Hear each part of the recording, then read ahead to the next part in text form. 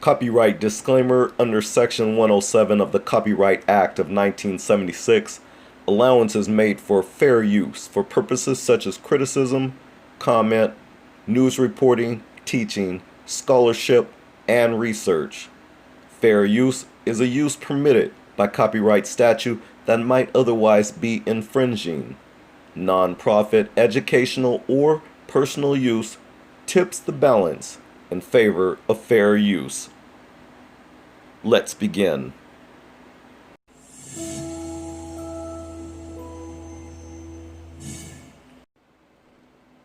Black World TV, the new black media, black, by popular demand. So family, the reason why I bring you this video is because I want to spare you any heartaches, any trouble, any unexpected failures to occur by you using pepper spray in this open war we have against us today. So this video shows seconds before and after a fatal shooting at a Denver protest. Matthew Doloff, a private security guard hired by a local TV station, shot and killed a man who maced him, now identified as Lee Keltner. Mr. Doloff is currently detained on suspicion of first-degree murder in connection with the shooting, Denver police have said. In the first cell phone video, a verbal confrontation begins between two men in the outside space between the Denver Public Library and Denver Art Museum. As the altercation gets heated, a third man attempts to physically separate the pair. One of the men, wearing a black t-shirt, says, "Don't touch me, I'm standing my ground." Pause. We've heard that whole standing my ground argument. Well, we heard it with George Zimmerman when he shot and killed and murdered Trayvon Martin. So we know that this standing my ground clause is a way out for white supremacists to get away with murder, literally. The first attempt, or rather the first victory of their nonsense of getting away with murder, began with the whole quote-unquote justifiable homicide, unquote. And then we learn about standing my ground, or standing your ground. This statute of law that is, in my opinion, quite inhumane. But nonetheless, I digress.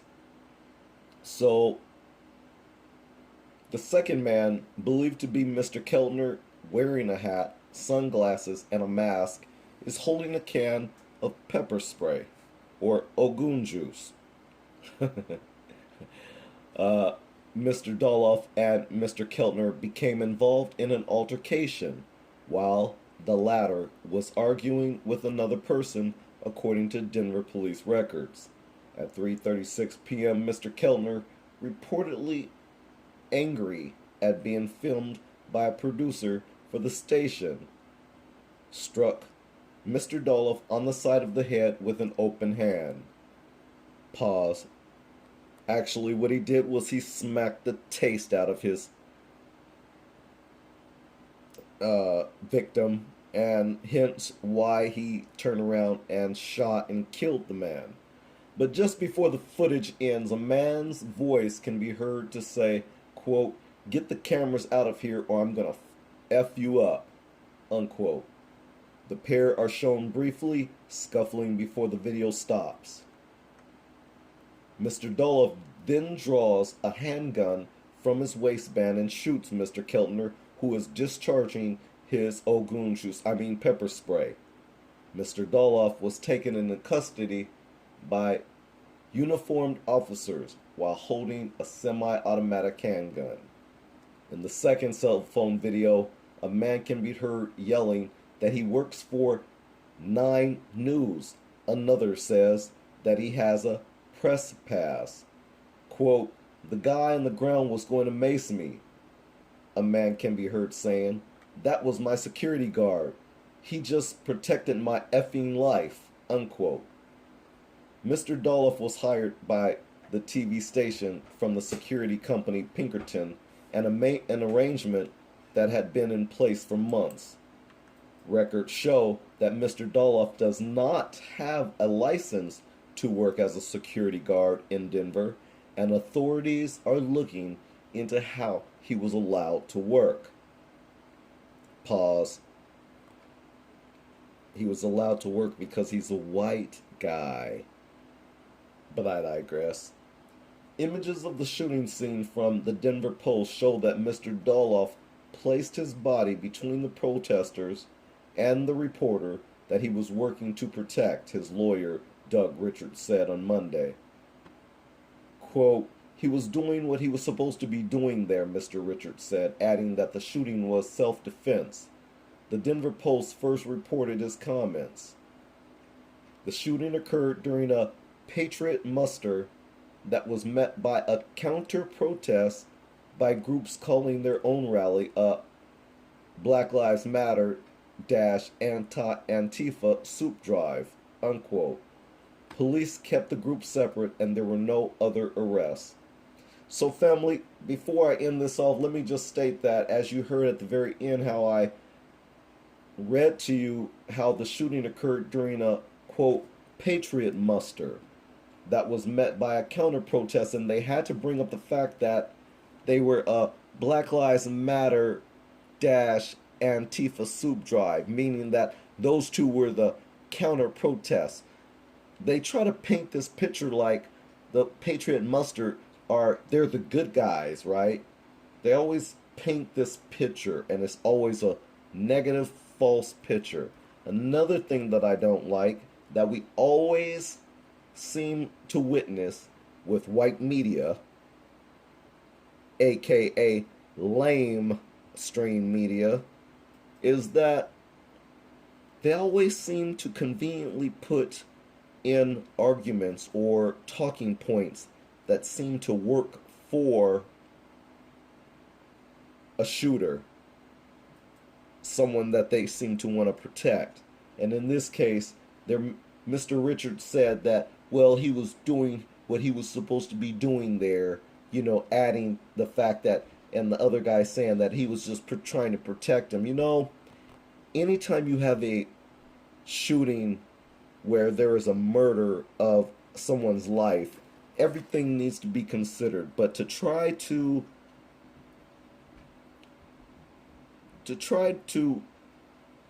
a case in the media, we need to stop that.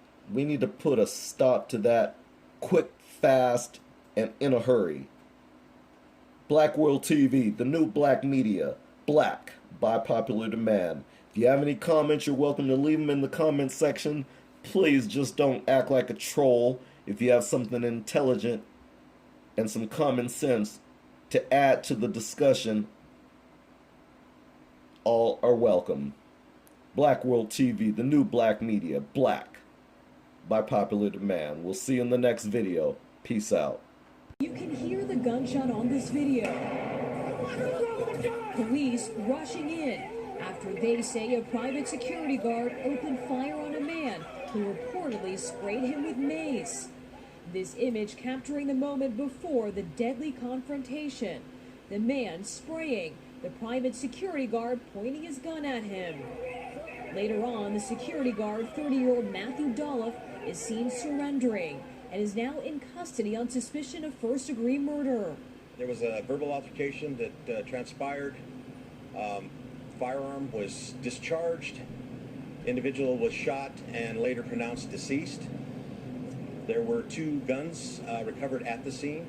The deadly shooting happened Saturday near dueling demonstrations between far-right and far-left groups. Cell phone footage caught an argument between the opposing sides seconds before the gunshot. Ahead of the rallies, police deployed in large numbers, prepared for possible unrest. NBC station KUSA reported they had hired Doloff as security to accompany their staff covering the protests. Denver police have not identified the victim, nor did they confirm his affiliation.